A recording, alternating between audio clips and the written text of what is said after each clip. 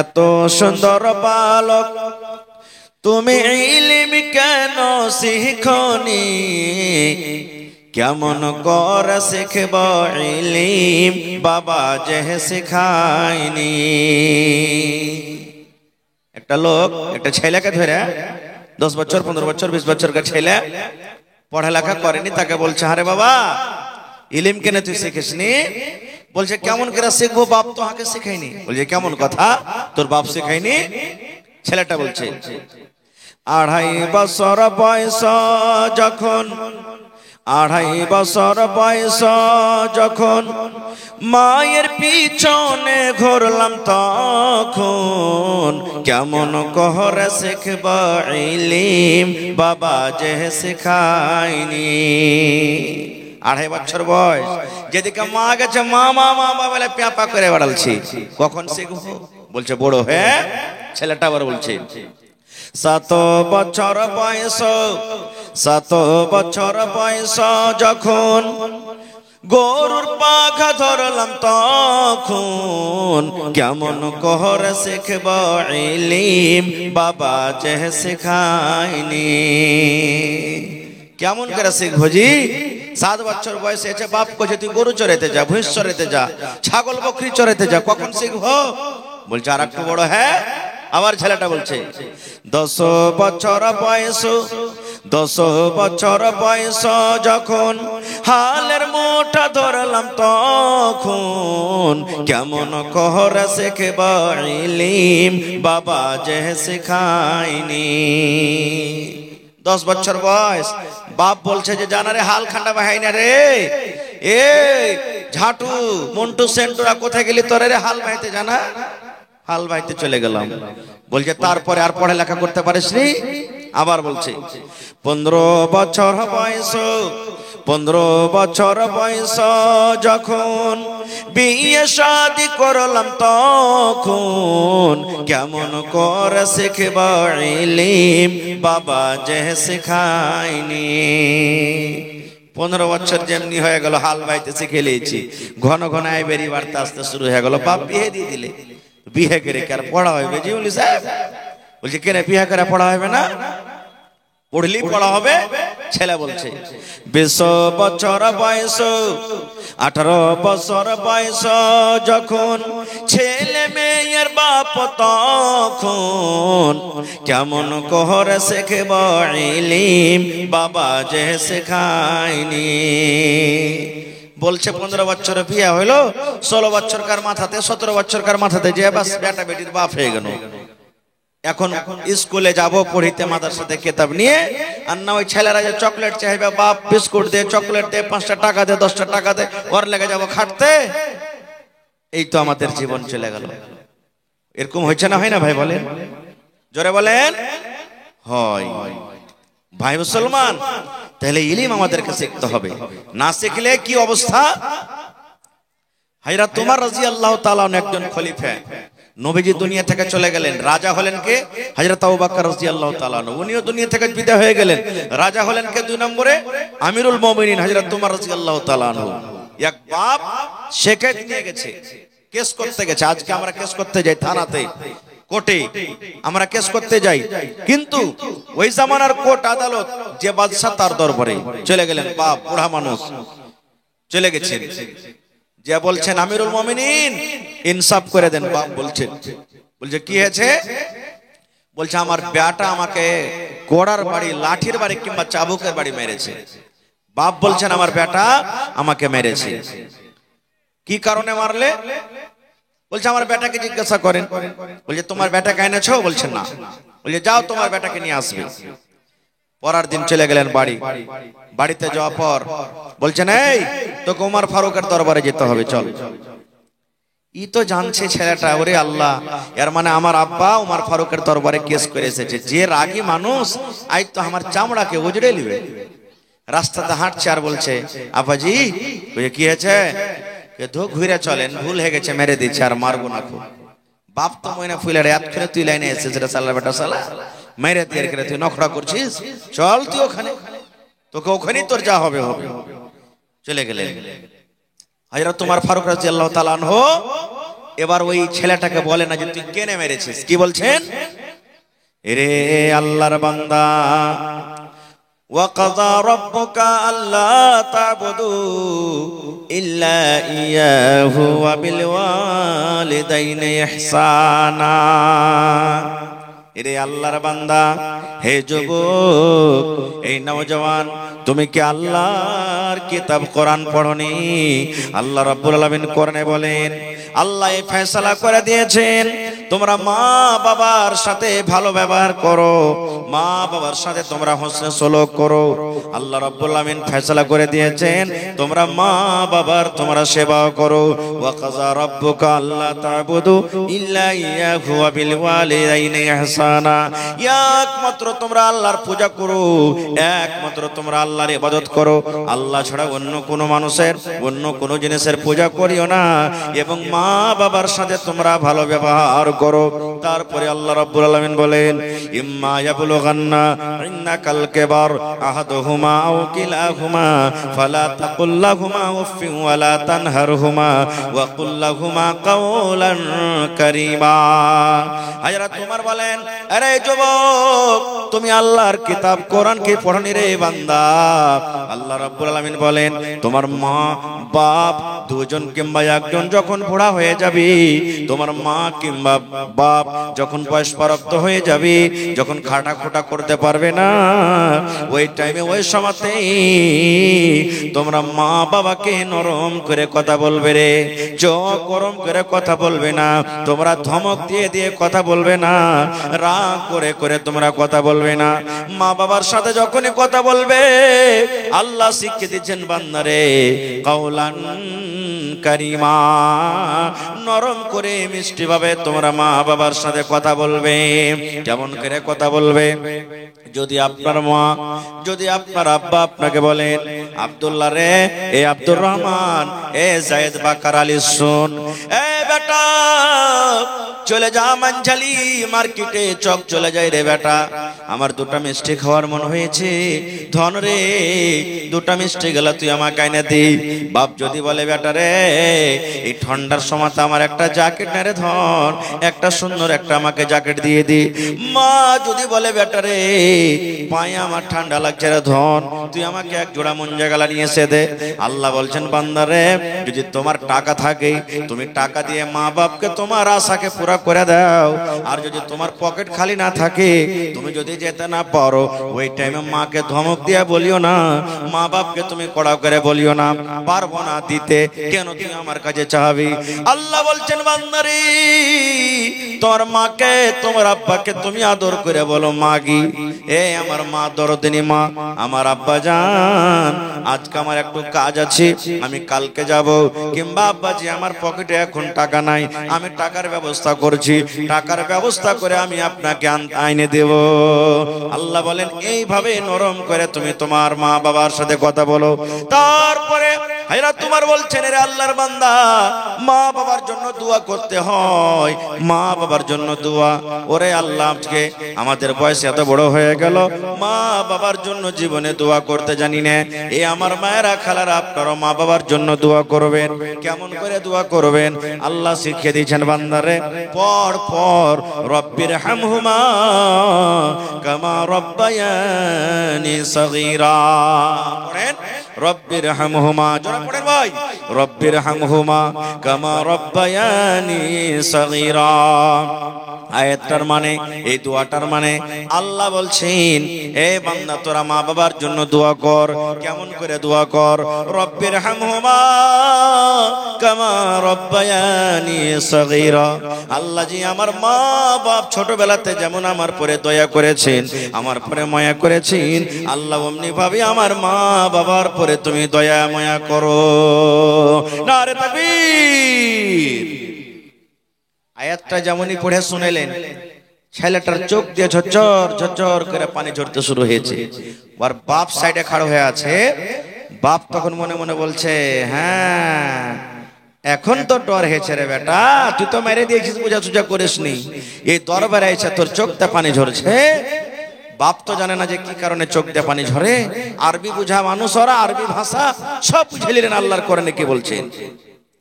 এইবারে তখন হযরত ওমর রাদিয়াল্লাহু তাআলা আনহু ছেলেটাকে বলছেন, এরে আল্লাহর বান্দা, কেন তুমি কান্দো? তোমার বাপকে তুমি কেন মেরেছো? ছেলে বলছেন, আমিরুল মুমিনিন, আপনি যে আমাকে কোরআন থেকে এত সুন্দর করে বয়ান শোনালেন, জীবনে আমার আব্বা জান আমাকে কোনোদিন কোরআন শোনায়নি, কোনো মাদ্রাসাতে দেয়নি, কোনো হাফেজের কাজে দেয়নি, কোনো কারির কাজে দেয়নি, কোনো মাওলানাতে দেয়নি, কোনো মাকতাবে দেয়নি, কোনো মসজিদ আমাকে দেয়নি। আমি জীবন ভর রাখালি করেছি। আমিরুল মুমিনিন, যদি আমার আব্বা জান আমাকে জ্ঞান দিতেন, আমাকে মাদ্রাসাতে পড়িয়ে দিতেন, কোনো মাওলানার কাছে আমাকে দিতেন, যদি কোনো ইমাম সাহেবের কাছে আমাকে দিতেন, আমি পড়তাম আর জানতাম। আর জানার পর মা বাবার সাথে আমি এরকম কোনোদিন ব্যবহার করতাম না। না জানার কারণে আমি মেরে দিয়েছি, আমি ভুল করেছি, না জানাতে আমি মেরে দিয়েছি। তখন বলছেন যে, এই তোমার ছেলেকে তুমি পড়ালেখা করাওনি? বলছেন না। তখন হযরত ওমর রাদিয়াল্লাহু তাআলা আনহু বলছেন, বাপকে যে তোমার বেটাটাকে নিয়ে বাড়ি চলে যাও, তুমি বাড়ি যাও। তখন বাপ বলছেন যে, মনে হয় আমার চোখের সামনে মারবেন, আমাকে বাড়ি যেতে বলছে। এর মানে যে আমার সামনে মারতে গেলে আমি তার বাপ, তো আমাকে মায়া দয়া লাগবে, তাই আমাকে বাড়ি যেতে বলছেন। তখন বলছেন যে, আমিরুল মুমিনিন, আমার চোখের সামনে আমার বেটাকে আপনি কোড়া লাগান, মারেন, আমার কোনো মায়া দেওয়া হবে না। এবারে হযরত ওমর রাদিয়াল্লাহু তাআলা আনহু রেগে গেলেন। আর রেগে যাওয়ার পর বলছেন, আরে আল্লাহর বান্দা, তুমি আমার দরবার থেকে চলে যাও রে, চলে যাও, চলে যাও, চলে যাও। না হলে যত চাবুক তোমার বেটার উপরে পড়তো, যত চাবুক তোমার বেটাকে আমি মারতাম, অত চাবুক তোমার পিঠে কিন্তু পড়বে। তোমাকে যেতে বলছে, যাও, না হলে যত চাবুক তোমার বেটার পিঠে পড়তো, অত চাবুক তোমার পিঠে পড়বে। যেমন কথাটা বলা, তখন বলছেন যে, আমিরুল মুমিনিন, আমার বেটা আমাকে মেরেছে, উল্টা আপনি আমাকে মারবেন মানে? এবার আমিরুল মুমিনিন বলছেন, এরে আল্লাহর বান্দা, প্রথমে তুই তোর বেটাকে কামড় দিয়েছিস রে, প্রথমে তোর বেটার জীবনটাকে তুই নষ্ট করে দিয়েছিস, প্রথমে তোর বেটাটার জীবনকে বরবাদ করে দিয়েছিস। ইলম না দিয়ে, শিক্ষা না দিয়ে তাকে তার জীবনটাকে নষ্ট করেছিস। ভালো মন্দ বোঝার সে পার্থক্য রাখে না, ভালো মন্দ সে বোঝে না, তার কাছে কোনো জ্ঞান নাই, বুদ্ধি নাই বলে তোকে মেরে দিয়েছে। এবার পরে না জানার কারণে তোমার বেটা তোমাকে মেরেছে। প্রথমে তুমি তাকে কামড় দিয়েছো, প্রথমে তাকে তুমি বরবাদ করেছো। এবার না জানার কারণে তোমার বেটা তোমাকে প্রথমে মারেনি, দ্বিতীয় নম্বরে তোমাকে মেরেছে। এই জন্য তোমার ভুল, তুমি কেন ছেলেটাকে ইলম শিখাওনি। আজকে আমাদের অবস্থা ভাই ঠিক, বাড়িতে মাসে 2 মাসে 5 মাসে 5 বার 10 বছর করে বিচার বসে। কেন? কারণটা কি? এই ইলম না থাকার কারণে। ইলম না থাকার কারণে ভাই আমার, এই যে আমার আগে ওই নেতাজি কি নাম ছিল, খুব দামি কথা বলে গেলেন, খুবই দামি কথা বলে গেলেন যে বাড়ি বানান না আপনি, টিনের বাড়িতে জীবন কাটিয়ে দেন, জমি জায়গা নিতে না পারেন, জীবন কাটিয়ে দেন, কিন্তু ছেলেরাকে আপনি পড়ান, না হলে ওই ছেলে বড় যখন হবে তখন জুয়ারি হবে, শরাবি হবে, হ্যাঁ, লুচ্চা লাফাঙ্গা হবে। আর আপনার যে এত কষ্ট করে দাওলাত করা, বাড়ি ঘর করা, ও বিক্রি করবে আর ওকে নষ্ট করে দিবে। বুড়াইতে গেলে টুকুর টুকুর করে আপনি তাকাবেন, আপনার কিচ্ছু চলবে না, তখন কিচ্ছু চলবে না। কতক্ষণ ভাই আমার, আল্লাহ তাআলা সব থেকে আগে কোন মানুষকে বানালছেন বলেন তো? ওই লোকটার নাম কি? হায় আল্লাহ, কথা বলেন না যে ভাই। আল্লাহ তাআলা সর্বপ্রথম যেই মানুষকে বানালছেন, মানুষের নাম কি? জোরে বলেন। হযরত আদম আলাইহিস সালাম। কি থেকে বানালছেন? আল্লাহকে মাটি থেকে, মাটি থেকে বানালছেন। আর মাটি থেকে বানার পর সব কিছুরই জ্ঞান বুদ্ধি আল্লাহ দিয়ে দিয়েছেন আদমকে। যা কিছু শিখার আল্লাহ কোরআনে বলছেন সব শিখিয়ে দিয়েছেন। এবার ফেরেশতা আর মানুষের মোকাবিলা শুরু হয়ে গেল, মোকাবিলা, ইন্টারভিউ শুরু হয়ে গেল, কে বেশি পারছে, পরীক্ষা শুরু হয়ে গেল। আল্লাহ রাব্বুল আলামিন ফেরেশতারাকে ডাক দিলেন। একদিকে ফেরেশতার জামাত, ফেরেশতার দল, একদিকে মাটির আদম একদিকে মাটির মানুষ আদম, আমাদের বাপ যিনি হলেন আবুল বাশার, গোটা পৃথিবীর মানুষের বাপ। আল্লাহ ফেরেশতারাকে বলেন, ফেরেশতারে এটার নাম কি রে ফেরেশতা? ফেরেশতা বললেন আল্লাহ জানি না। এটার নাম কি জানি না, এটার নাম কি জানি না, এটার নাম কি জানি না, এটার নাম কি জানি না। ফেরেশতারা বললেন আল্লাহ যতটুকু আমাদেরকে জানালছো আল্লাহ সেটুকু জানি, বাকিটা আমরা বলতে পারবো না। এবার আল্লাহ রাব্বুল আলামিন আদমকে বলছেন আদম তুমি বলো তো এটার নাম কি? পট করে বলে দেন আল্লাহ এটা ম্যাক। মানে আমি বুঝার জন্য বলছি, এটা বলিয়েন না যে তখন ম্যাকই ছিল। আল্লাহ বলবেন এটার নাম কিনা তো বল, এটার নাম কিনা তো মোবাইল, এটার নাম কিনা তো আসমান, এটার নাম কিনা তো কেলার গাছ, এটার নাম কি জমিন। সব পট পট পট পট পট পট করে বলে দিলেন। ওরে সুবহানাল্লাহ। এবার যখন আদম নবী বলে দিলেন আল্লাহ রাব্বুল আলামিন সমস্ত ফেরেশতারাকে বললেন আদমকে তোমরা সাজদা করো। एगो आपाची गाड़ी जिसका नंबर है 5973 कहीं पर लगाया हुआ था लेकिन अभी नहीं मिल रहा है, इसलिए अगर कोई इधर उधर रखे हैं तो उसको दिखा दे। और जो लोग गाड़ी बाइक से आए हैं उससे बहुत ही मेहरबानी है कि जहां पर स्टैंड बनाया गया है वहीं पर रखे। अगर कहीं इधर उधर रखते हैं और चोरी हो जाते हैं तो उसका जिम्मेदार आप खुद हैं, इसलिए गाड़ी का स्टैंड जहां बनाया गया है आप वहीं पर टोकन लेकर के रखें। अगर इधर उधर रखते हैं और गाड़ी चोरी हो जाती है तो उसके जिम्मेदार खुद आप हैं। ভাই আমার দেখেন নেকির কাজে এসে গুনার কাজ করছে ইলম না থাকার কারণে। আমি কাঠিয়ার গেছিলাম একটা প্রোগ্রামে, আফসোসের কথা বলছেন মৌলানা এতদিন তো বাজারে অন্য অন্য জায়গাতে চুরি হতো যে মৌলানা এখন মাটি দিতে যায় তা মানুষ চুরি করছে। আমি বলছি হাজি ভাই মাটি দিতে যায় কি চুরি করবে যে ভাই কাফন নাকি? বলছে না, যে মাটি দিতে গেছে ওর পকেট থেকে পকেট মার হচ্ছে। একটা লোক 40,000 কি 45,000 টাকা নিয়ে হসপিটাল যাচ্ছিল, কেউ আত্মীয় ছিল অপারেশন হলটে, ওকে নিয়ে আসতো। বলছে যে জানাজা হয়েছে একটু মাটিটা দিয়ে দিয়ে পরে যাব, দেখছে তো পকেটে টাকা নেই। আমি তখন বললাম হইতে পারে ওর টাকাটা পড়ে গেছে। বলছে না জি মৌলানা একজন আর পড়বে, পাড়ায় জানাজা এখন হয়ে গেছে, কার 1500 কার 2000 কার 500 কার কিছু এরকম ভাবে হারাইতে থাকছে, চুরি হয়ে থাকছে। হে আল্লাহ, মুসলমান কত আমরা পড়ে গেছি রে ভাই। যে কবরস্থানে যে আল্লাহর ডর আল্লাহর ভয় না করে আমরা এখনো চুরি করছি। হযরত ওসমান গনি রাদিয়াল্লাহু তাআলা আনহু কবরকে যখন দেখতেন কাইন্দে কাইন্দে কাইন্দে চোখ দিয়ে পানি ঝরে ঝরে সমস্ত দাড়ি ভিজে যেত, এত কাঁদতেন কবরকে দেখে। তখন একজন জিজ্ঞাসা করলেন ওগো ওসমান, আল্লাহর নবী জাহান্নামের বয়ান করেন, জাহান্নামে এই আযাব আছে ওই আছে, জাহান্নাম দেখে তুমি অত কাঁদো না, জাহান্নামের কথা শুনে অত চোখে পানি দেখা যায় না, যত কান্দন তুমি কবরকে দেখে কাঁদছো, কারণটা কি? হযরত ওসমান রাদিয়াল্লাহু তাআলা আনহু কি বলেছিলেন শুনেন। হযরত ওসমান রাদিয়াল্লাহু তাআলা আনহু বলেছিলেন, আরে আল্লাহর নবীর সাহাবীরা, নবী বলেছেন মানুষের মৃত্যুর পর মানুষের যখন মওত হয়ে যাবে সর্বপ্রথম মানুষকে কবরের ভিতরে রেখে দেওয়া হবে রে। আর কবরে রেখে দেওয়ার পর আল্লাহর দুইজন ফেরেশতা তার কবরের ভিতরে আসবেন, তাকে উঠিয়ে বসিয়ে দিবেন। আর উঠিয়ে বসা পর তাকে তিনখানা প্রশ্ন করবে, আরবি জবানে সওয়াল করা হবে, আরবি জবানে আমাকে আপনাকে জবাব লাগবে।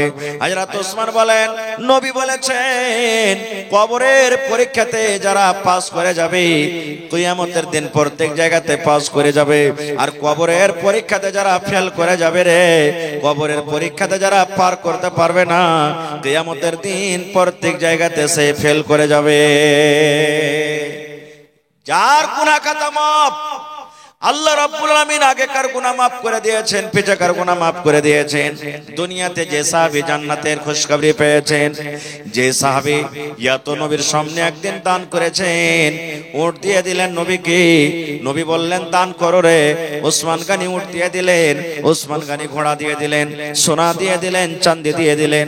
নবীজির চাঁদির টাকা গেলা এরকম ভাবে সোনার টাকা গেলা উছলাইছেন আর বলছেন ওসমান রে আজ থেকে তুই যা করবি রে বাবা আল্লাহ তোর গুনাহ মাফ করে দিবে, আজ থেকে তোর গুনাহ মাফ, তোর গুনাহ মাফ, তুই এত আল্লাহর রাহে দান করেছিস আল্লাহ তোর গুনাহকে মাফ করে দিবেন। এরকম সাহাবীরা মুসলমান কবরে গিয়ে দেখেন, কবরকে দেখে এত কাঁদছে, কান্দে কান্দে কান্দে চোখের পানি ঝরে যায়। আহা হা, দেখেন মা খালার পেন্ডালটা ছোট হয়ে গেছে বলে তো মা খালা একটু সাইডে সাইড আপনারা বলছেন বহিনেরা যারকে জায়গা হয় না একটু আরাকে জায়গাটা দিন, একটু মেহরবানি করে সেটা সেটা বসে। তো ভাই আমার, আমি বলছিলাম কি, আদম নবী যখন সব বলে দিলেন তখন আল্লাহ তাআলা বললেন যে সিজদা করো। কাকে? আদমকে। কারণ কি, আদম পড়িতে পারলেন, ইমতিহানে পাস হয়ে গেল, ফেরেশতারা পারলে না, আল্লাহ বলছেন মাটির আদমকে সিজদা করো। সব সিজদা করলেন ইল্লা ইবলিস। এই দেখেন ইবলিস কিন্তু সিজদা করলো না। ইবলিসটাকে জানেন? খুবই পড়ালেখা মানুষ। ইবলিসটা খুব পড়ালেখা মানুষ, এত পড়ালেখা যে কহার কথা নাই। জান্নাতে আল্লাহ তাআলা রেখেছিলেন তাকে, ইবলিসকে জান্নাতে রেখেছিলেন। অন্য অন্য কিতাবে আমি পড়েছি লিখেছে যে ওর নাম ছিল হারিস। ইবলিসের আগে নাম ছিল কি? হারিস। বা অন্য অন্য কিতাবে আরো কিছু নাম লিখছে। এবারে আল্লাহ তাআলার একটা কথা মানলে না, আদমকে সবাই সিজদা করলে, ফেরেশতারা কিন্তু ও করলে না। আল্লাহ তাআলা বলছেন যে এই তুই কেন সিজদা করবি না? তখন ও কি বলছে জানেন? আল্লাহ যে আদমকে আমি সিজদা করব না। আল্লাহ বলছেন কেন তুই সিজদা করবি না? এবার ইবলিস বলছেন আল্লাহ তুমি আমাকে আগুন থেকে বানালছো, আল্লাহ আগুন উপর দিকে লাফিয়ে লাফিয়ে উঠবে, আর মাটির আদমকে তুমি মাটি থেকে বানালছো, মাটি যত উপরে ফেলো আল্লাহ নাম দিকে এসে পড়বে। এই জন্য আমি হলাম বড়, আমি কোনোদিন মাটির আদমকে সাজদা করব না। আমি বড়। এই যে অহংকারী চলে এলো ভিতরে, ঘামান্ডি। হ্যাঁ, এখন দেখবেন না, একটা ধনী লোক যদি খালি থেকে যায়, সবাই নেই কেউ কেউ, আর একটা গরিব লোক যদি খালি ওর মুখে মুখে যদি খালি তর্ক লাগিয়ে দেয়, মুখ সামলা কথা কহা থতনা চিরে দিব, একটা দাঁত থাকবে না গোটা। বলে কি বলে না, আইল গরিব মানুষের আইল, ধনী মানুষের আইল পাঞ্জরে আছে। উপরতে যখন যখন হাল ভেঙে ফসলে 4 আঙ্গুল 5 আঙ্গুল করে চপেজি থাকবে। গরিব লোকটা যদি খালি আইসা কহে হ্যাঁ হে ভাই, আইলটা যদি কাটা সেটা নামিয়ে দিলে, হে ভাই লাঠি কাঁটা লিয়াই তবে, লাঠি কাঁটা লিয়াই। কত জমিদার হয়ে গেছে, 2 কাঠা জমি নিলে কত খুঁজছে। এই দেখেন আল্লাহ রাব্বুল আলামিন ঘামান্ডি দেখবে না, অহংকারী দেখবে না, দেখবে? জোরে বলেন। ওরে আল্লাহ, ফেরাউন সব থেকে বড় বাদশা, নিজে দাবি করেছিল খোদা আমি হলাম আল্লাহ রে, আমি হলাম আল্লাহ, আমি আল্লাহ, আমাকে আল্লাহ মানো। যারা যারা আল্লাহ মানে তাকে ভালোবাসে। এবারে একদিনকার ঘটনা, আসিয়া ফেরাউনের স্ত্রী আসিয়া হলেন, উনি বলছেন তুমি কি আমাকে আল্লাহ মানো না? এবার ফেরাউন বলে, ফেরাউনের স্ত্রী আসিয়া বলছেন আমি তোমাকে আল্লাহ মানি না। আসিয়াকে আল্লাহ এত ভালোবেসেছেন, আসিয়ার কথাটা আল্লাহ তাআলা কোরআনে লিখে দিয়েছেন, আসিয়ার তারিফ আল্লাহ রাব্বুল আলামিন কোরআনে করেছেন। এবার ফেরাউন বলে আসিয়া তুমি আমার বিবি, আমি তোমার হাজবেন্ড, তোমার শওহর, তুমি আমার কথা কেন মানবে না?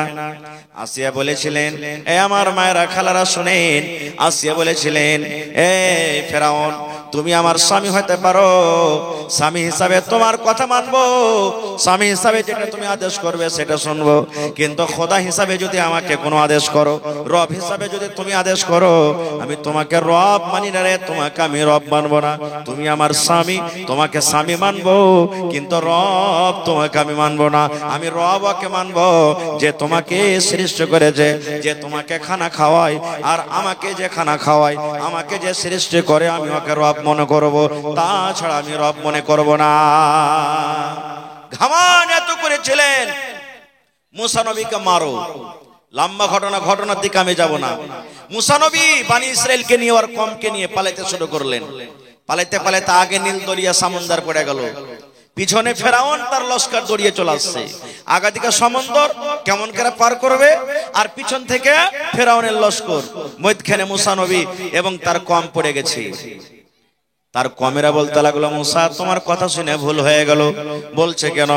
বলছে মুসা ফেরাউনের দরবারে আমরা ছিলাম, ভালো ছিলাম, আরে কাজ করতে হচ্ছিল, পেটে কমসে কম 2টা দানা খেতে পাচ্ছিলাম না, 2টা পেট ভরে খানা পাচ্ছিলাম, কিন্তু এখন এমন সময় হয়েছে খানা দূরের কথা, এখন ফেরাউনের হাত থেকে আর জীবনটা বাঁচবে না।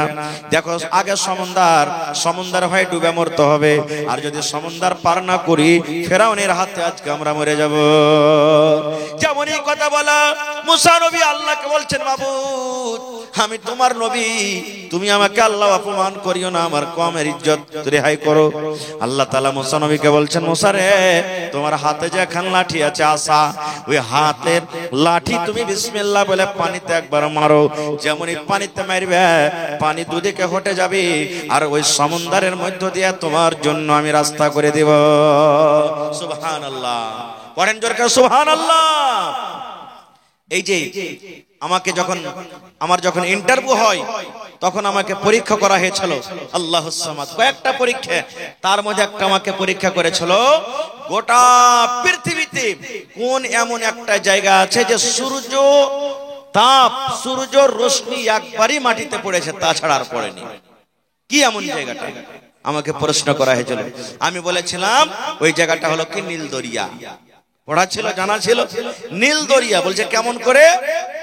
বলছে মুসা নবী দোয়া করলেন আল্লাহর কাছে, আল্লাহ ফেরাউনের লস্কর, ফেরাউন যদি সমুদ্রের রাস্তা না হয় আমার কমকে মেরে ফেলে দিবে, আল্লাহ আমার কমকে বরবাদ করে দিবে।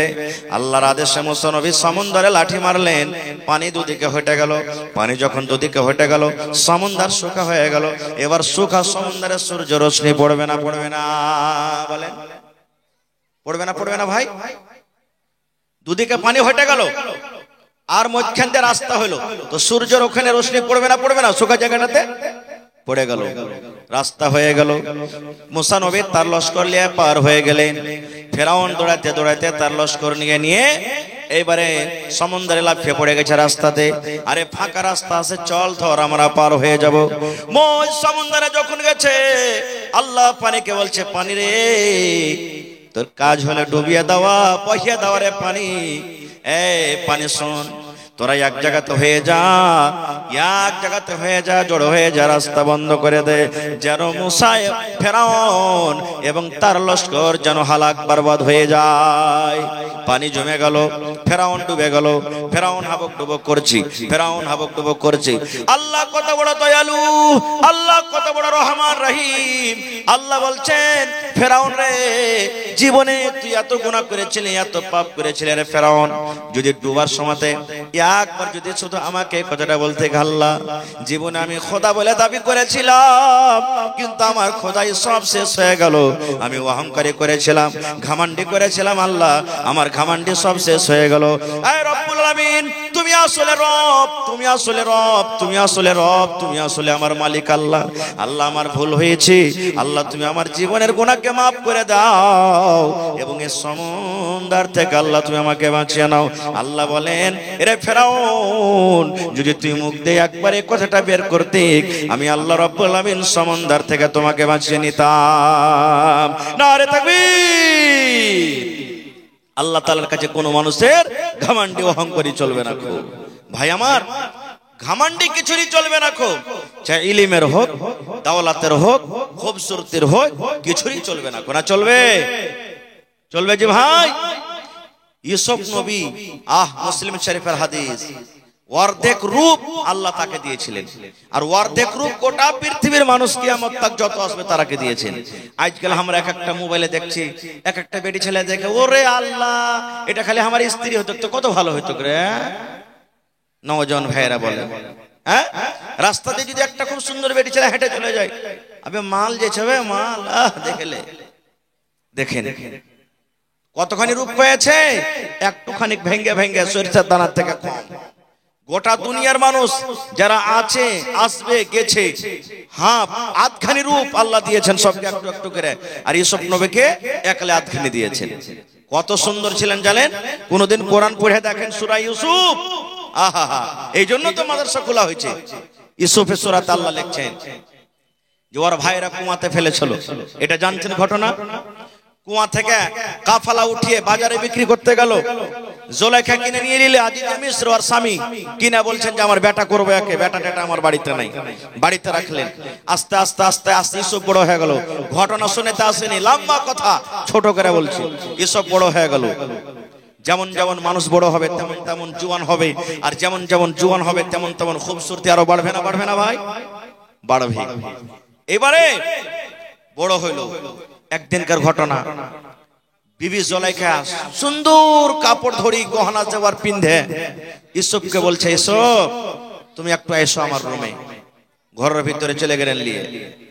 এবারে বিবি জুলাইখা বলেন, ইউসুফ তুমি আমার দিকে একটু নজর করো, এসো, আমি এই মাহালের রানী, এসো তুমি আমার কাছে একবার এসো। বলছেন না না না না, আমি এই কাজ করতে পারবো না। কেন পারবে না? তো আমার আল্লাহ দেখছেন। কে দেখছেন? আল্লাহ দেখছেন। ওরে সুবহানাল্লাহ। বিবি জুলাইখা বলছেন, ইউসুফ রে তোমার আল্লাহ দেখতে পাবে না, রুমের ভিতরে আছি আমরা, রুমের ভিতরে এখন বন্ধ হয়ে আছি, দুনিয়ার কোনো মানুষ দেখতে পাবে না, জানতে পারবে না। এই টাইমে সময়তে আমারও স্বামী বাড়িতে নাই, যেমন কথাটা বলা। এবার ইউসুফ নবী বললেন, এই জুলাইখা দুনিয়ার মানুষ দেখতে যদি না পায়, যদি তোমার স্বামী দেখতে না পায়, তুই একজন দেখছেন যার নাম হলো আল্লাহ। তোমার সাথে আমি এটা কাজ করতে পারবো না। ওখান থেকে পালিয়ে গেলে। মেলায় ঘটনা ঘটলো, পীড়ন ছড়লো, কি হলো না করলো ওদিকে আমি যাব না। একদিনকার ঘটনা। এই কথাগুলা কি লুকিয়ে থাকে ভাই? জেনা ব্যভিচারের কথাগুলা লুকিয়ে থাকে না কোনোদিন। একটু কথা ও শুনলে, একটু কথা ও শুনলে, একটু কথা ও শুনলে, একটু কথা ওর মুখে শুনলে খাস করে মায়ের লোকেরা বেশি কইবে। যখন কোনো মায়ের লোক কোনো কথা শুনবে, মা খালারা তখন কি কইবে, বুবুজি সলাহার বারে তুমি শুনেছো? বলছে কি? ওই তুমি কাহারির সামনে তো কইবে না। হে ভালো, তোমার কথা কই, তুমি আমার উপরে বিশ্বাস করো না? বুবু তোমাকে নিজের মনে করে কইছি, খবরদার এই কথাটা কাহারির সামনে কইবে দেন। ও কইে দিলে পেট খালি হয়ে গেল। যার সামনে কইলে ও তখন গেল আদরের কাছে, বুবু একটা কথা শুনেছো? এই দেখেন ওয়াদা করেছে কাহারির সামনে বলবো না। কি রে বুবু?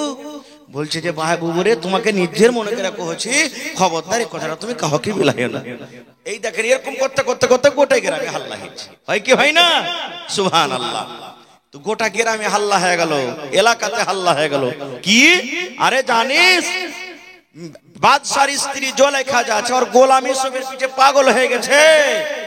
বলে হ্যাঁ? বলছে হ্যাঁ। এই কথাটা আস্তে আস্তে করে জুলাইখার কানে চলে গেল। হ্যাঁ, আমার এত বদনাম যে আমি গোলামের পিছে পাগল হয়ে গেছি। তখন বলছে থাম রে লিস্সি লাগানি রে, তোরাকে একটা আমি মজা দেখাচ্ছি। কি মজা? বিবি জুলাইখা বাদশার স্ত্রী সব মহিলারাকে দাওয়াত করেছে নিজের বাড়িতে। পার্টি যাই তোরা আমার বাড়িতে জাফত খেতে।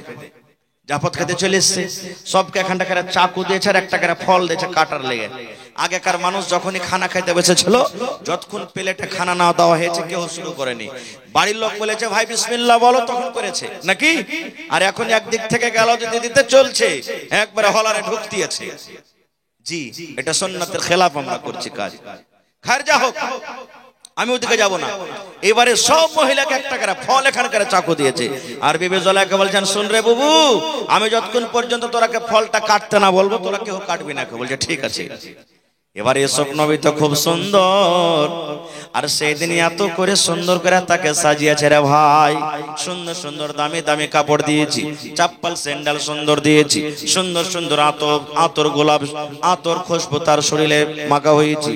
এবারে বিবি জুলাইখা বলছেন, ইউসুফ ওই মহিলারা বেঞ্চের উপরে, টেবিলের উপরে, কুরসির উপরে তারা বসে আছে, খানা খাবি। আমি যখন তোমাকে ইশারা করব, তুমি একটা শুধু নজর, তুমি এই পেন্ডালের এক মাথা দিয়ে ঢুকবে আর অন্য মাথা দিয়ে তাদের সামনে দিয়ে তুমি চলে যাবে। এটাই তোমার কাজ, আর কিছু করতে হবে না। মহিলারা চাকু আর একটা ফল নিয়ে রেডি আছে। সুবহানাল্লাহ। এখন ফল কাটতে আদেশ করবে এরকম মতন হয়ে আছে। বিবি জুলাইখা ইউসুফকে বলছেন, সব তুমি একটু মধ্যখান দিয়ে তুমি হেঁটে এসো তো বাবা।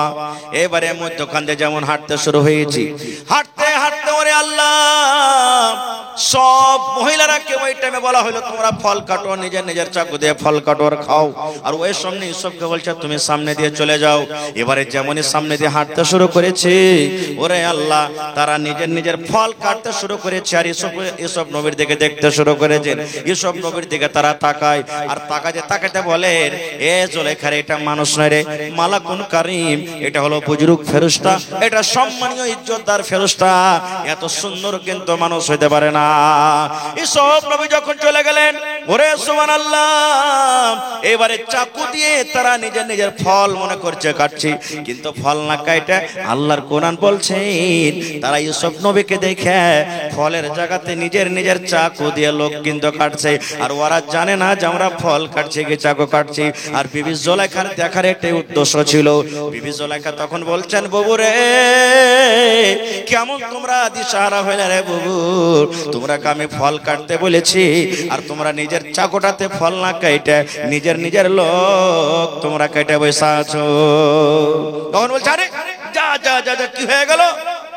তখন বিবি জুলাইখা বলছেন, বাবু রে, একটা নজর দেখে যদি তোমরা এই চাকু দিয়ে লোক কেটে বসে থাকো ফল না কাটে, তা আমার সামনে যে সব সময় ঘুরছে ফিরছে থাকছে খাইছে, আমার মনটা কেমন করে। আর তোমরা আমার দুর্নাম করছো যে হ্যাঁ জুলাইখা গোলামের পিছে পাগল হয়ে গেছে।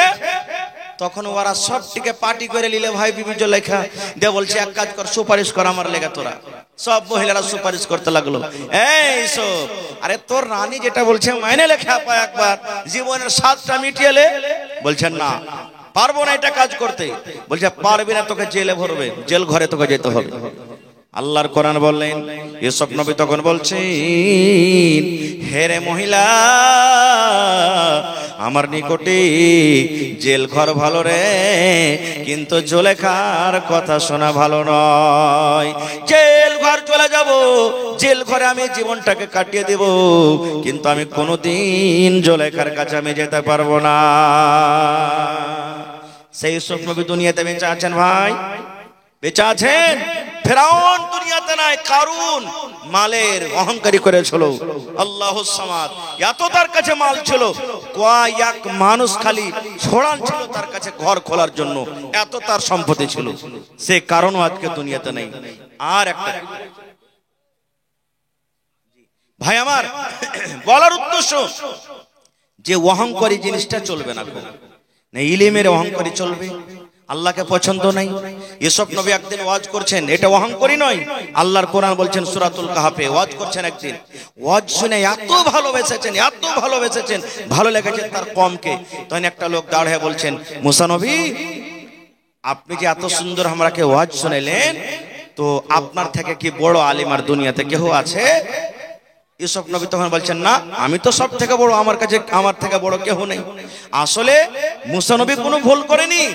বলার উদ্দেশ্য যে আমি হলাম কমের মধ্যে একজন নবী, আর নবীরাকে আল্লাহ তাআলা শিখালছেন, জানছেন, ওহী আসছে, এই জন্য দেখতে নবীরা বড়, এই নিয়াতে বলে দিয়েছেন।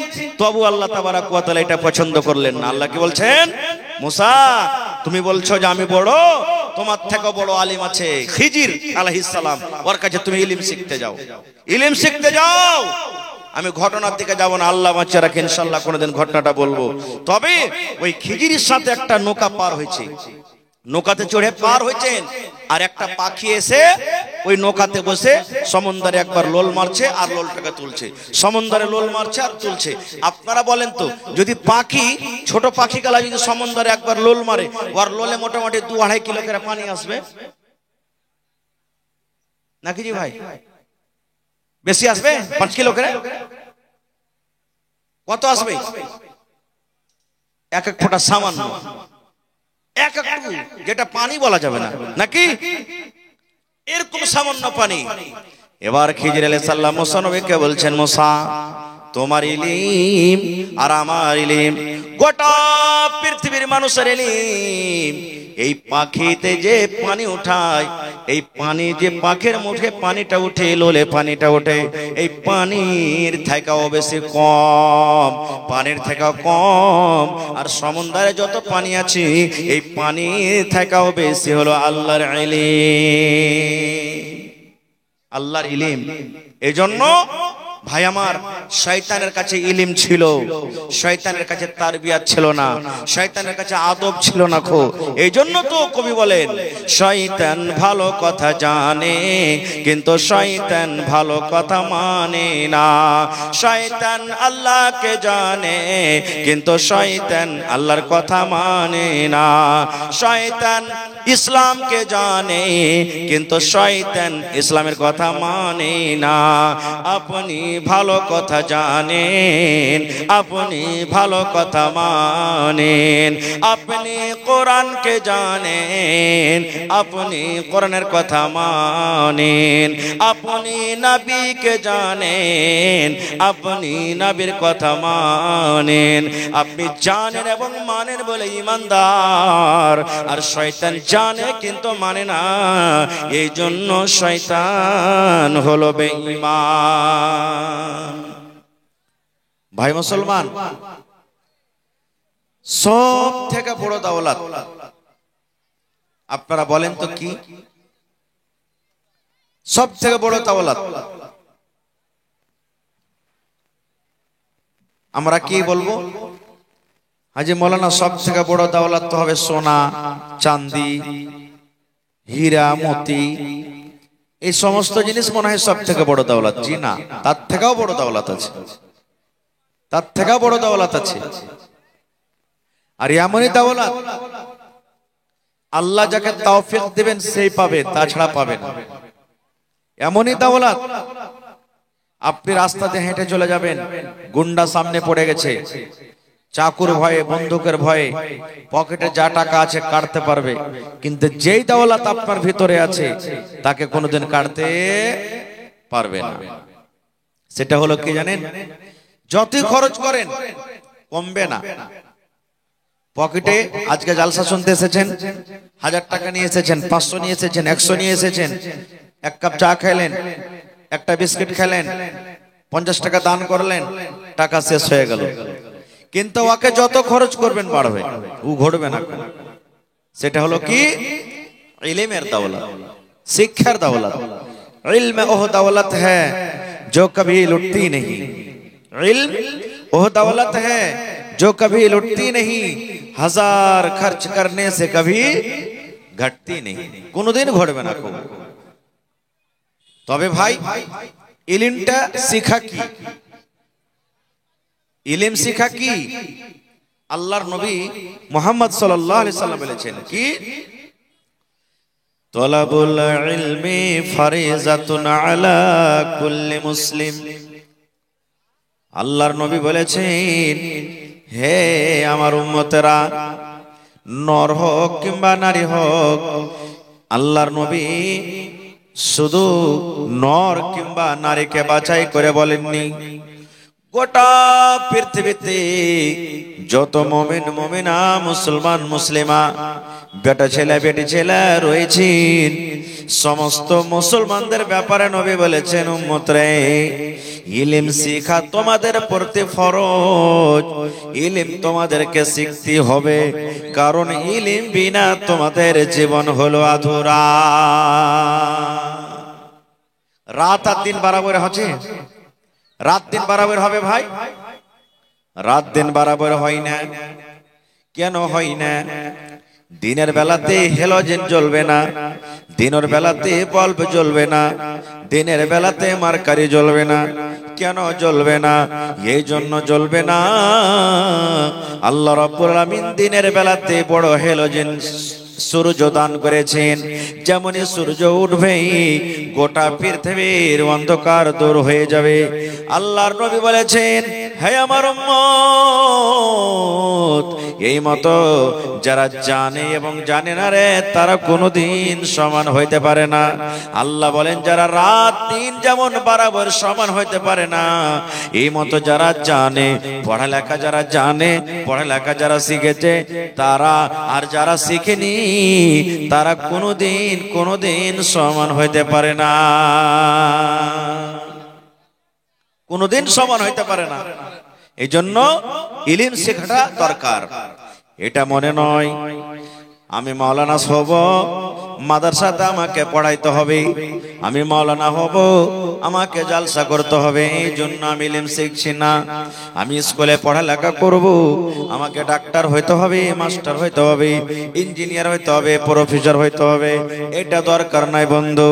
আপনি ডাক্তার হন কিংবা নাই হন, আপনি প্রফেসর হন কিংবা নাই হন, আপনি মাস্টার হন কিংবা নাই হন, আপনি ইঞ্জিনিয়ার হন কিংবা নাই হন, আপনি পড়ে লেখে চাকরি করেন বা নাই করেন, কিন্তু বন্ধুরে ইলম শিখাটা হলো দরকার, ইলম শিখাটা হলো জরুরি। কিন্তু আজকে আমরা মুসলমান, খাস করে শেরশাবাদী, ইলমে খুবই পিছা আছি।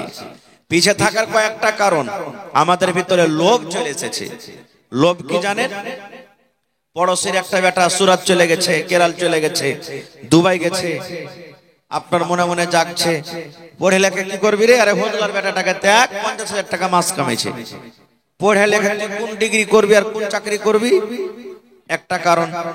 2 নম্বর কারণ, লাখ দে পুঁটা চুইছে, এখনো কষার দুধ শুকায়নি, আর 2 লাখ 3 লাখ টাকার ভাই ওকে বিক্রি করে দিলে, বিয়ে দিয়ে দিলে। একটা কারণ এটা। বেটি ছেলের যখন বাড়ি আসছে, বেটিকে পড়িয়ে লেখে ফের কি করবি তুই? লোকের বাড়িতে গোবর তুলবে, ছাই তুলবে, লোকের বাড়ি ঘর ঝাড় দিবে, লেপবে, মায়ের লোককে ফের অত পড়িয়ে লেখে কি করবি?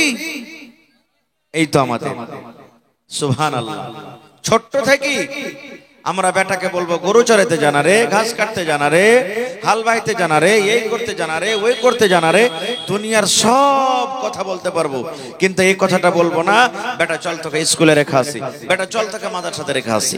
তাই কবি বলছেন, তো কহিবে না হে ভালো তোমার কথা কহি, তুমি আমার উপরে বিশ্বাস করো না, বুবু তোমাকে নিজের মনে করে কহছি, খবরদার এই কথাটা কার সামনে কহে দেন। ও কহে দিলে পেট খালি হয়ে গেল। যার সামনে কহিলে ও তখন গেল আদরের কাছে, বুবু একটা কথা শুনেছো? এই দেখেন ওয়াদা করেছে কার সামনে বলবো না। কি রে বুবু? বলছে যে ভাই বুবু রে, তোমাকে নিজের মনে করে কহছি, খবরদার এই কথাটা তুমি কাউকে বিলাইও না। এই দেখেন এরকম করতে করতে করতে গোটাই গ্রামে হাল্লা হয়েছে, হয় কি হয় না? সুবহানাল্লাহ। তো গোটা গ্রামে হাল্লা হয়ে গেল, এলাকাতে হাল্লা হয়ে গেল। কি? আরে জানিস বাদশার স্ত্রী জুলেখা যা আছে, ওর গোলাম ইউসুফের পিছে পাগল হয়ে গেছে। বলে হ্যাঁ? বলছে হ্যাঁ। এই কথাটা আস্তে আস্তে করে জুলেখার কানে চলে গেল। হ্যাঁ, আমার এত বদনাম যে আমি গোলামের পিছে পাগল হয়ে গেছি। তখন বলছে থাম রে লিস্তি লাগানি রে, তোরাকে একটা আমি মজা দেখাচ্ছি। কি মজা? বিবি জুলেখা বাদশার স্ত্রী সব মহিলারাকে দাওয়াত করেছে নিজের বাড়িতে, পার্টি যাই তোরা আমার বাড়িতে জাফত খেতে। জাফত খেতে চলে এসছে, সবকে এখানটা করে চাকু দিয়েছে আর একটা করে ফল দিয়েছে কাটার লেগে। আগেকার মানুষ যখনই খানা খাইতে বসেছিল, যতক্ষণ প্লেটে খানা না দেওয়া হয়েছে কেউ শুরু করেনি। বাড়ির লোক বলেছে ভাই বিসমিল্লাহ বলো, তখন করেছে নাকি? আর এখন একদিক থেকে গেল দিতে দিতে চলছে, একবারে হলারে ঢুক দিয়েছে। জি, এটা সুন্নাতের খেলাফ আমরা করছি কাজ। খার যা হোক, আমি ওদিকে যাব না। এবারে সব মহিলাকে একটা করে ফল এখানকার চাকু দিয়েছে। আর বিবি জুলেখা বলছেন শুন রে বুবু, আমি যতক্ষণ পর্যন্ত তোরাকে ফলটা কাটতে না বলবো তোরা কেউ কাটবি না। বলছে ঠিক আছে। এবার এসব নবী তো খুব সুন্দর, আর সেই দিন এত করে সুন্দর করে তাকে সাজিয়েছে রে ভাই। সুন্দর সুন্দর দামি দামি কাপড় দিয়েছি, চাপ্পাল স্যান্ডেল সুন্দর দিয়েছি, সুন্দর সুন্দর আতর গোলাপ আতর খুশবু তার শরীরে মাখা হয়েছে। এবারে বিবি জুলেখা বলছেন সব ওই মহিলারা বেঞ্চের উপরে, টেবিলের উপরে, কুরসির উপরে তারা বসে আছে, খানা খাবি। আমি যখন তোমাকে ইশারা করব, তুমি একটা শুধু নজর, তুমি এই পেন্ডালের এক মাথা দিয়ে ঢুকবে আর অন্য মাথা দিয়ে তাদের সামনে দিয়ে তুমি চলে যাবে। এটাই তোমার কাজ, আর কিছু করতে হবে না। মহিলারা চাকু আর একটা ফল নিয়ে রেডি আছে। সুবহানাল্লাহ। এখন ফল কাটতে আদেশ করবে, এরকম মতন হয়ে আছে। বিবি জুলেখা ইউসুফকে বলছেন সব তুমি একটু মধ্যখান দিয়ে তুমি হেঁটে এসো তো বাবা। এবারে মধ্যখান দিয়ে যেমন হাঁটতে শুরু হয়েছি, হাঁটতে হাঁটতে ওরে আল্লাহ সব মহিলারা কে ওই টাইমে বলা হলো তোমরা ফল কাটো, নিজের নিজের চাকু দিয়ে ফল কাটো আর খাও। আর ওই সামনে ইউসুফকে বলছে তুমি সামনে দিয়ে চলে যাও।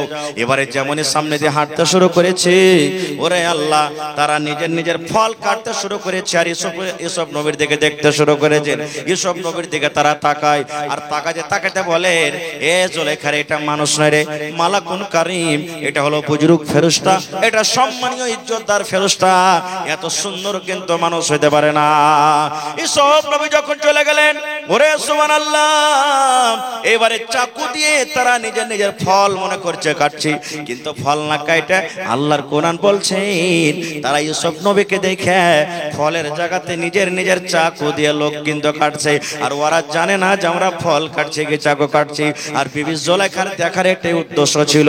বিবি জুলেখা তখন বলছেন, বাবু রে, কেমন তোমরা দিশাহারা হইলে রে বাবু, তোমরা আমি ফল কাটতে বলেছি আর তোমরা নিজের চাকুটাতে ফল না কাটে নিজের নিজের লোক তোমরা কেটে বসে আছো। তখন বলছে, আরে যা যা যা যা, কি হয়ে গেল? তখন বিবি জুলেখা বলছেন, বাবু রে, একটা নজর দেখে যদি তোমরা এই চাকু দিয়া লোক কেটে বসে থাকো ফল না কাটে, তা আমার সামনে যে সব সময় ঘুরছে ফিরছে থাকছে খাইছে, আমার মনটা কেমন করে।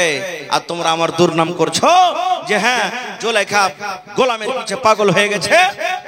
তখন ওরা সবটিকে পার্টি করে নিলে ভাই বিবি জুলেখা দে বলছে, এক কাজ কর, সুপারিশ কর আমার লেগে। তোরা সব মহিলারা সুপারিশ করতে লাগলো, এই সব, আরে তোর রানী যেটা বলছে মাইনে লেখা পায়, একবার জীবনের স্বাদটা মিটিয়েলে। বলছেন না, পারবো না এটা কাজ করতে। বলছে পারবি না, তোকে জেলে ভরবে, জেল ঘরে তোকে যেতে হবে। আল্লাহর কোরআন বললেন, ইউসুফ নবী তখন বলছেন, হেরে মহিলা, আমার নিকটে জেল ঘর ভালো রে, কিন্তু জুলেখার কথা শোনা ভালো নয়। জেল ঘর চলে যাব, জেল ঘরে আমি জীবনটাকে কাটিয়ে দেব, কিন্তু আমি কোনোদিন জুলেখার কাছে আমি যেতে পারবো না। সেই ইউসুফ নবী দুনিয়াতে বেঁচে আছেন ভাই, বেঁচে আছেন। ফেরাউন দুনিয়াতে নাই, কারুন মালের অহংকারী করেছিল। আল্লাহুস সামাদ, এত তার কাছে মাল ছিল, কয়েক মানুষ খালি ছড়ান ছিল তার কাছে ঘর খোলার জন্য, এত তার সম্পত্তি ছিল। সে কারণও আজকে দুনিয়াতে নেই। আর একটা ভাই আমার বলার উদ্দেশ্য যে অহংকারী জিনিসটা চলবে না, না ইলমের অহংকারী চলবে, আল্লাহকে পছন্দ নাই। ইউসুফ নবী একদিন ওয়াজ করছেন, এটা অহংকারী নয়। আল্লাহর কোরআন বলছেন সূরাতুল কাহফে, ওয়াজ করছেন, একদিন ওয়াজ শুনে এত ভালোবেসেছেন, এত ভালোবেসেছেন, ভালো লেগেছে তার কমকে। তখন একটা লোক দাঁড়িয়ে বলছেন, মুসা নবী, আপনি যে এত সুন্দর আমরাকে ওয়াজ শুনাইলেন, তো আপনার থেকে কি বড় আলিম আর দুনিয়াতে কেউ আছে? ইউসুফ নবী তখন বলছেন, না, আমি তো সব থেকে বড়, আমার কাছে আমার থেকে বড় কেউ নেই। আসলে মুসা নবী কোনো ভুল করেনি। বলার উদ্দেশ্য যে আমি হলাম কমের মধ্যে একজন নবী, আর নবীরাকে আল্লাহ তাআলা শিখালছেন, জানছেন, ওহী আসছে, এই জন্য দেখতে নবীরা বড়, এই নিয়াতে বলে দিয়েছেন। তবু আল্লাহ তাবারাক ওয়া তাআলা এটা পছন্দ করলেন না। আল্লাহ কি বলছেন, মুসা, তুমি বলছো যে আমি বড়, তোমার থেকে বড় আলিম আছে খিজির আলাইহিস সালাম, ওর কাছে তুমি ইলম শিখতে যাও, ইলম শিখতে যাও। আমি ঘটনার দিকে যাব না, আল্লাহ বাঁচিয়ে রাখেন, ইনশাআল্লাহ কোনোদিন ঘটনাটা বলবো। তবে ওই খিজিরের সাথে একটা নৌকা পার হয়েছে, নৌকাতে চড়ে পার হয়েছেন, আর একটা পাখি এসে ওই নৌকাতে বসে সমুদ্রে একবার লোল মারছে আর লোলটাকে তুলছে, সমুদ্রে লোল মারছে আর তুলছে। আপনারা বলেন তো, যদি পাখি, ছোট পাখি গেলা যদি সমুদ্রে একবার লোল মারে, ওর লোলে মোটামুটি 2-2.5 কিলো করে পানি আসবে নাকি জি ভাই? বেশি আসবে? 5 কিলো করে? কত আসবে? এক এক ফোঁটা সামান্য, এক একটু, যেটা পানি বলা যাবে না নাকি, এরকম সামান্য পানি। এবার খিজির আলাইহিস সালাম মুসা নবীকে বলছেন, মুসা, তোমার ইলম আর আমার ইলম, গোটা পৃথিবীর মানুষের ইলম, এই পাখিতে যে পানি উঠায়, এই পানি যে পাখির মুখে পানিটা উঠে, লোলে পানিটা ওঠে, এই পানির থেকেও বেশি কম, পানির থেকেও কম। আর সমুদ্রে যত পানি আছে, এই পানির থেকেও বেশি হলো আল্লাহর ইলম, আল্লাহর ইলম। এই জন্য ভাই আমার, শয়তানের কাছে ইলম ছিল, শয়তানের কাছে তারবিয়াত ছিল না, শয়তানের কাছে আদব ছিল না খো। এই জন্য তো কবি বলেন, শয়তান ভালো কথা জানে কিন্তু শয়তান ভালো কথা মানে না। শয়তান আল্লাহকে জানে কিন্তু শয়তান আল্লাহর কথা মানে না। শয়তান ইসলামকে জানে কিন্তু শয়তান ইসলামের কথা মানে না। আপনি ভালো কথা জানেন, আপনি ভালো কথা মানেন, আপনি কোরআনকে জানেন, আপনি কোরআনের কথা মানেন, আপনি নবীকে জানেন, আপনি নবীর কথা মানেন। আপনি জানেন এবং মানেন বলে ঈমানদার, আর শয়তান জানে কিন্তু মানে না, এই জন্য শয়তান হলো বেঈমান। বুঝতে পারলেন? তাহলে ভাই, আল্লাহ হায়াত রাখেন, ইনশাআল্লাহ বেশি নিয়ে আবার কোনোদিন আলোচনা করব।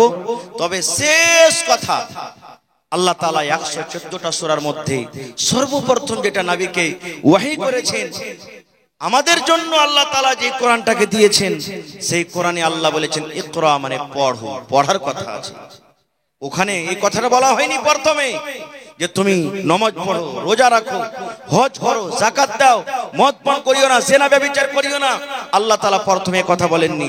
আল্লাহ তাআলা যেটা নবীকে প্রথম মেসেজ করেছেন সেটা হলো কি ইকরা, মানে পড়ো। আর আজকে আমরা মুসলমান পড়ালেখা থেকে কত দূরে আছি ভাই। আজকে মাদ্রাসার জালসা, এর আগে কয়েকবার আমি গ্রামে এসেছি মসজিদের জালসার জন্য। আমি জানছি এলাকার মানুষ খুব ভালোবাসেন, ওয়াজ শুনতে খুব ভালোবাসে, আর কোরআন হাদিস শুনতে ভালোবাসে, দান করতে কিন্তু ভালোবাসে। আজকে এটা হলো মাদ্রাসার জালসা। মাদ্রাসা শব্দের মানে হলো পড়ার জায়গা, পড়ার জায়গা। নবীজি যখন হিজরত করে মক্কা থেকে মদিনায় চলে এলেন, মসজিদ হলো মসজিদে নববী, যার নাম, ওই মসজিদের বারান্দাতে মাদ্রাসা কায়েম হলো। আজকে যেমন আপনাদের মাদ্রাসা মসজিদের ভিতরে আছে, পড়ালেখা মসজিদের ভিতরে হয়। এই মতো ছাত্রকে জানেন, আহা, এই ছাত্র বুখারী শরীফের একটা লম্বা হাদিস আছে, আপনাদের মতন সাহাবায়ে কেরাম ছাত্র, আপনাদের মতন বড় বড় সাহাবীরা ছাত্র। ওরা খায়া না খায়া নবীর কাছে দ্বীন শিখেছেন, ইলম শিখেছেন।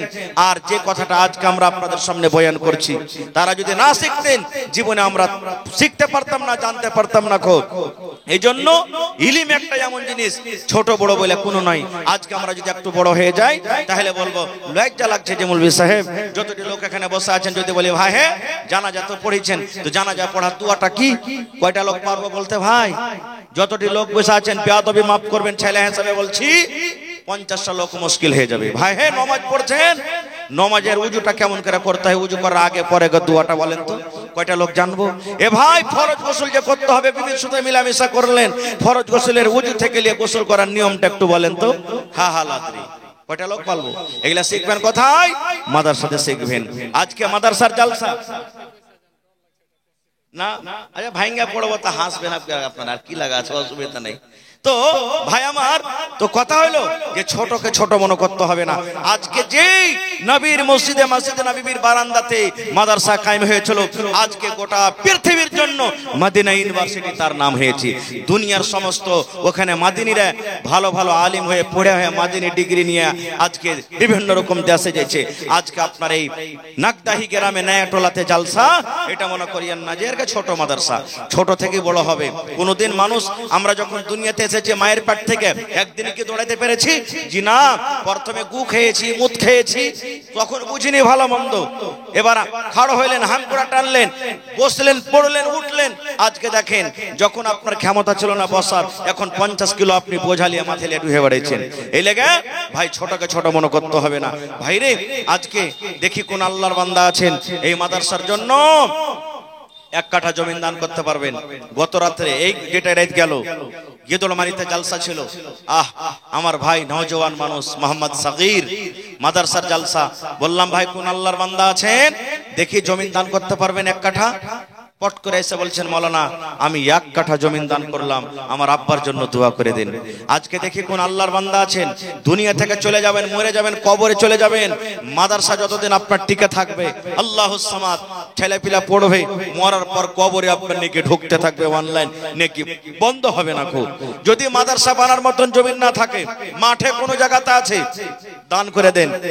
বিক্রি করে যা টাকা হবে রুম বানাতে, মাটি ভরাতে, জমিন কিনাতে আপনি লাগিয়ে দিবেন। আল্লাহ তাআলা ওটা আপনার দান করা হয়ে গেল। দেখি একটা লোক 50,000 টাকা কেউ দিতে পারবেন, একটা লোক 20,000 টাকা দিতে পারবেন, একটা লোক 10,000 টাকা দিতে পারবেন, কেউ 5,000 টাকা দিতে পারবেন। ছাগল দিবেন, মা খালারা গহনা কাঠি কাঁসা ছাগল বকরি যা পারবেন আপনারাকে দিতে হবে। আর একটু মন দিয়ে দান করতে হবে ভাই, কারণ প্রথম মাদ্রাসার জালসা, প্রথম জালসা। আজকে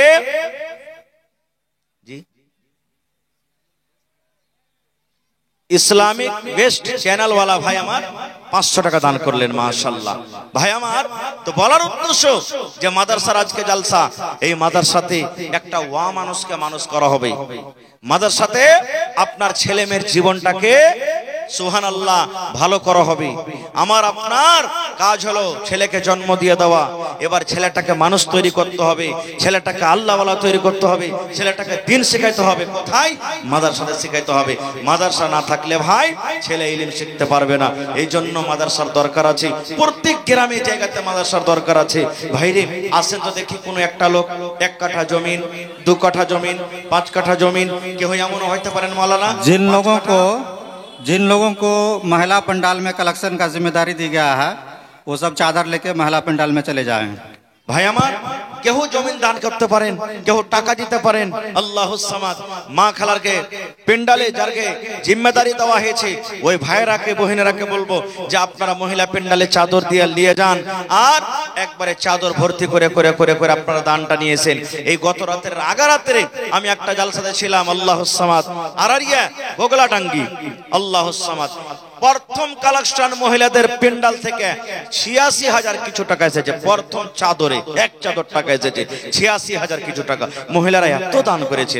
আজকে দেখি আমার কোনো মা খালা দাদি নানি কেমন আছেন, গলার পান দিবেন, হার দিবেন, নাকের দিবেন, কানের দিবেন, বালা দিবেন, পায়াল দিবেন, ছাগল দিবেন, কাঁসার বদনা গাদলা ক্যাথা যা পারবেন দিবেন। তো আসেন তো দেখি প্রথম 5,000, 10,000, কেউ 1,000 ইট, কেউ 100 সেফটি বালু, কেউ 100 সেফটি কেউ 1000 এবং 30 পারা কোরআন আছে। ভাই কোরআনের দাম আল্লাহ ছাড়া কেউ দিতে পারবে না, তবে কোরআনের মান সম্মান রেখে দেখি 30টা লোককে আমি দেখবো 1000, 2000, 1000, 2000, 3000 করে 30,000 টাকার আমি আবদার রাখলাম আপনাদের কাছে। একটু আসেন তো আল্লাহর হস্তে। এই দেখেন আমার একজন ভাই 500, একজন ভাই 500, একজন ভাই 500। মাশাআল্লাহ, জাযাকাল্লাহ, হায়াকাল্লাহ, বারাকাল্লাহ। রব্বানা যালামনা আনফুসানা ওয়া ইল্লাম তাগফির লানা ওয়া তারহামনা লানাকুনান্না মিনাল খাসিরিন। রব্বানা আতিনা ফিদ দুনিয়া হাসানা ওয়া ফিল আখিরাতি হাসানাতাও ওয়া কিনা আযাবান নার। আল্লাহ 500 করে 3 জন আমার ভাই জমা করে গেলেন। আল্লাহ তার দান তুমি কবুল করে নাও, মনের আশাকে আল্লাহ পুরা করো। যতদিন দুনিয়াতে বাঁচবে ঈমানের হালাত রাখো। কটে দিলেন যে ভাই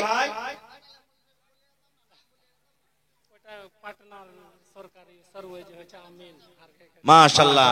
आमीन साहब हैं ये जी। तो कितना दिया आमीन साहब? 500 और कुछ बढ़ा के दीजिए। आमिर लोगों का तो आमदनी बहुत ज्यादा है अल्हम्दुलिल्लाह जी। चलिए हमारे आमीन साहब मेहमान हैं, इस मदरसा को 500 रुपया दिए। अल्लाह ताला उनके दान को कबूल करे, इज्जत से नवाजे, रोजी रोजगार में अल्लाह बरकत दे, अमन अमान से अल्लाह रखे। अल्लाहुम्मा आमीन। माशाल्लाह। ये देखें हमार नाना जान 1, 2, 3, 4 আর 2 2200 টাকা দান করলেন। মাশাআল্লাহ। তো আর 300 টাকা দিয়ে 2500 টাকা পুরাইতে পারলেন না? মাশাআল্লাহ, জাযাকাল্লাহ। আল্লাহ দেখো বেন আমি তো নাম বলে নাই, আল্লাহ তোমার বান্দা 2200 টাকা জমা করে গেল। 22,000 টাকা মনে করে তুমি কবুল করে নাও। গুলশানা 500 ওয়ারমা। ওরে আল্লাহ, মা বেটি মিলে কত নেককার ঘরের বেটি। আল্লাহ মা বেটি মিলে 1000 টাকা জমা করে গেল। 1 লক্ষ টাকা মনে করে তুমি কবুল করে নাও।